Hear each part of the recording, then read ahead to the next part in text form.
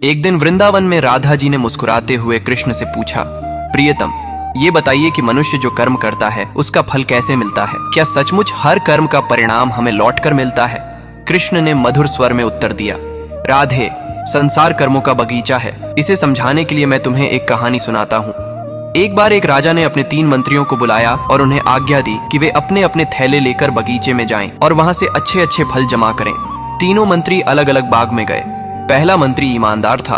उसने पूरी निष्ठा से मेहनत की और राजा के लिए ताजे, मीठे और उत्तम फल चुने। दूसरे मंत्री ने सोचा कि राजा हर फल का परीक्षण तो नहीं करेगा, इसलिए उसने जल्दी जल्दी कच्चे, सड़े और अच्छे बुरे सब फल मिला दिए।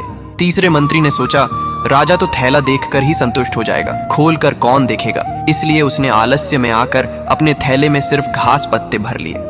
अगले दिन राजा ने तीनों मंत्रियों को बुलाया और बिना थैले खोले ही उन्हें उनके थैलों समेत 15 दिन के लिए जेल में कैद करने का आदेश दे दिया। अब वहां खाने के लिए कुछ और नहीं था, केवल वही फल जिनसे थैले भरे थे। पहला मंत्री, जिसने अच्छे अच्छे फल जमा किए थे, वह आनंद से 15 दिन तक खाता रहा। दूसरा मंत्री, जिसने मिश्रित फल भरे थे, कुछ दिन तो अच्छे फल मिले, फिर उसे सड़े हुए फल खाने पड़े और बीमार होकर कष्ट झेलना पड़ा।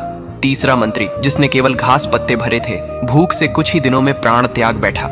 कृष्ण ने राधा की ओर देखकर कहा, राधे, यह संसार भी उसी बगीचे जैसा है। हर मनुष्य अपने कर्मों से अपना थैला भर रहा है। जो सच्चे, पवित्र और शुभ कर्म करेगा वही सुख और शांति पाएगा। जो मिलावट करेगा उसे फल भी उसी के अनुसार मिलेंगे, और जो केवल आलस्य और बुरे कर्म करेगा उसके पास अंत समय पर कुछ भी नहीं बचेगा। इसलिए जीवन में हर पल अच्छे कर्मों का संग्रह करना चाहिए, क्योंकि यही आगे चलकर हमारे जीवन का सहारा बनते हैं। जय श्री कृष्ण।